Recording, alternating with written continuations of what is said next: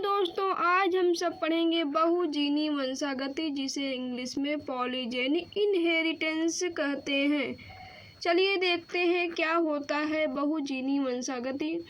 बहुजीनी वंशागति का मतलब होता है किसी भी लक्षण का वंशागति जब बहुत से जीन द्वारा नियंत्रित होता है, उसी को कहते हैं बहुजीनी वंशागति।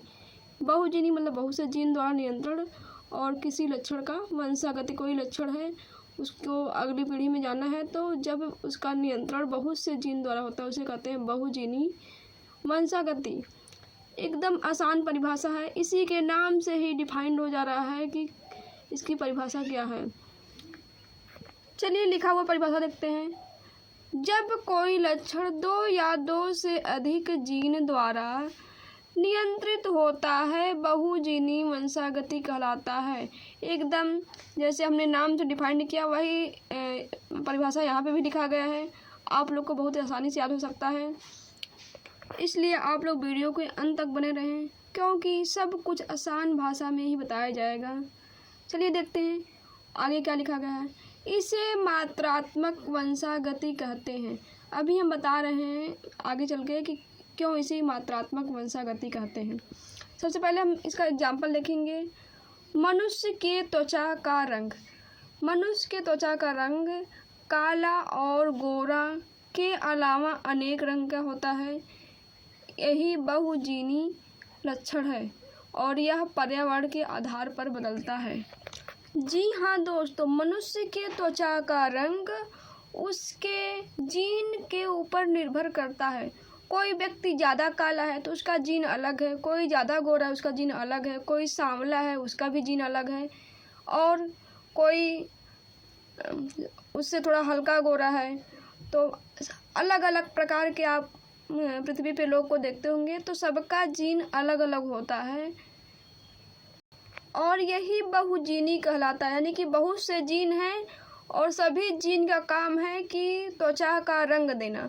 अब त्वचा का रंग चाहे गाढ़ा काला दें, चाहे हल्का काला दें, चाहे गोरा दें, चाहे सफ़ेद दें, लेकिन त्वचा का रंग देने के लिए बहुत से जीन हैं, इसीलिए इसे बहुजीनी वंशागति कहते हैं। जैसे हम सब देखेंगे कि ये जो जीन है capital A, capital B, capital C, ये जो जीन है काला व्यक्ति का है, और ये जो है स्मॉल ए, स्मॉल बी, स्मॉल सी का जीन है जो गोरा व्यक्ति का है।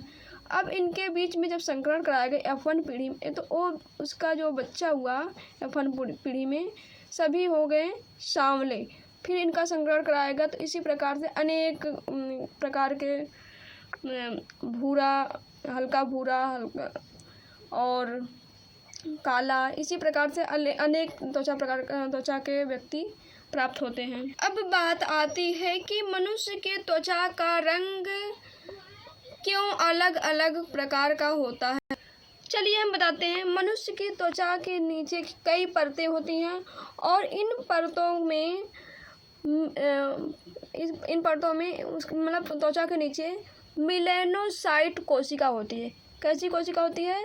मेलानोसाइट कोशिका होती है, और इन मेलानोसाइट कोशिका में मेलानिन नामक पदार्थ पाया जाता है। त्वचा का रंग मेलानिन नामक पदार्थ। यदि त्वचा गोरा है तो उसमें मेलानिन कम होता है, उसमें मेलानिन बहुत ही कम होता है, और यदि कम का मतलब बहुत ही कम। यदि बहुत ही गोरा व्यक्ति है तो उसमें मेलानिन बहुत ही कम है। यदि व्यक्ति काला है तो उसमें मेलानिन अधिक है, और यदि वो भूरा है या सांवला है तो उसमें मेलानिन मीडियम में है। तो इसी तरह जैसा व्यक्ति है उसी तरह से उसके त्वचा में मेलानिन होता है। तो मेलानिन के कारण ही व्यक्ति के त्वचा का रंग पता चलता है, और ये मेलानिन मेलानोसाइट कोशिका में पाया जाता है, और इसीलिए इसे मतलब कि मेलानिन की जो जितनी मात्रा होती है उसी हिसाब से उसका त्वचा का रंग पता चलता है, और इसी मात्रा के हिसाब से ही इसे मात्रात्मक वंशागति भी कहते हैं। एकदम याद रखिएगा, क्योंकि ये भी पूछा था मात्रात्मक वंशागति किसे कहते हैं, तो इसी बहुजीनी वंशागति को ही मात्रात्मक वंशागति कहते हैं। और क्यों कहते हैं? क्योंकि इसमें मिलेनिन की जो मात्रा होती है उसी हिसाब से उस त्वचा का रंग पता चलता है। इसीलिए इसे मात्रात्मक वंशागति भी कहते हैं। और यह मिलेनिन जो है हमारी त्वचा को सुरक्षित रखने के लिए बनता है।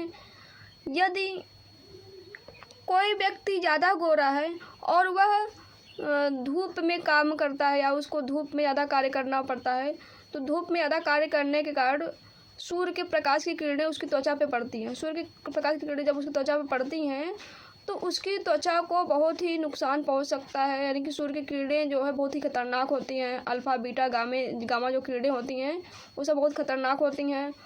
स्किन कैंसर भी हो सकता है, सनबर्न भी हो सकता है, ऐसी खतरनाक बीमारियां हो सकती हैं। तो उसको सुरक्षित करने के लिए हमारी बॉडी से मिलेनिन बनना स्टार्ट हो जाता है। कितना भी गोरा व्यक्ति हो, मिलेनिन बनना स्टार्ट हो जाता है और उसके शरीर में मिलेनिन अधिक हो जाता है और वो काला पड़ने लगता है। यानी कि अगर हम धूप में जाते हैं तो हमारी सुरक्षा के लिए मिलेनिन बनता है और ये मिलेनिन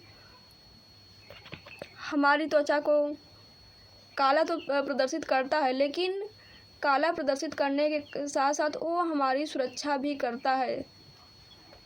यहाँ पे लिखा गया है पर्यावरण के हिसाब से मिलेनिन बनता है। जी हाँ, जैसा पर्यावरण रहता है उसी के हिसाब से मिलेनिन बनता है। यदि आप ठंडे प्रदेशों में हैं तो वहाँ पे मिलेनिन कम बनेगा, क्योंकि सूर्य के प्रकाश की किरणें पड़ेंगी नहीं, तो आपके ऊपर खतरा नहीं है और मिलेनिन नहीं बनेगा और आप एकदम गोरे रहेंगे, चिकने रहेंगे। लेकिन आप जितना ही अधिक धूप में रहेंगे तो अधिक मिलेनिन बनेगा, अगर कम धूप में है तो कम मिलेनिन बनेगा। उसी हिसाब से आप का रंग प्रदर्शित होता है।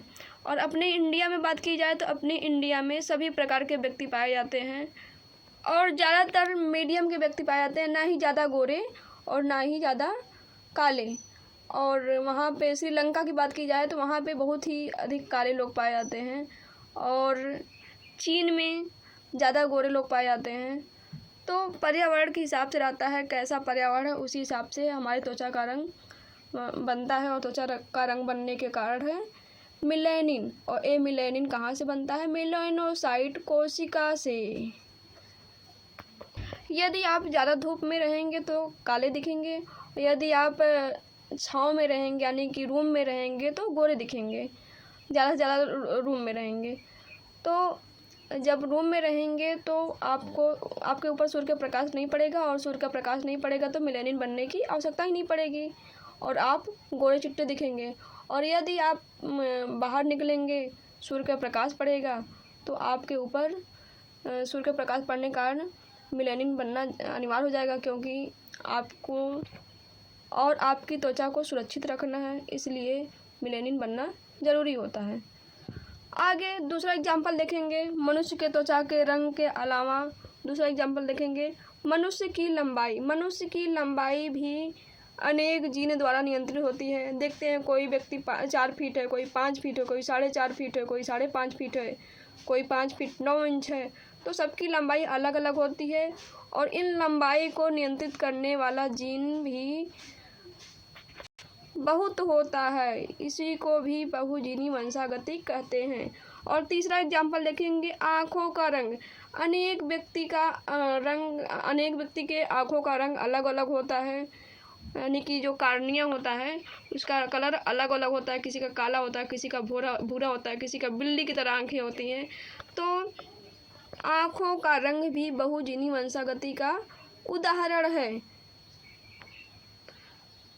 बस आज के लिए इतना ही। वीडियो कैसा लगा कमेंट करके जरूर बताइए और स्क्रीनशॉट ले लीजिए। अगर चैनल पे नए हो तो सब्सक्राइब कीजिए और वीडियो को लाइक कीजिए, कमेंट कीजिए, शेयर कीजिए। स्क्रीनशॉट ज़रूर ले लीजिए।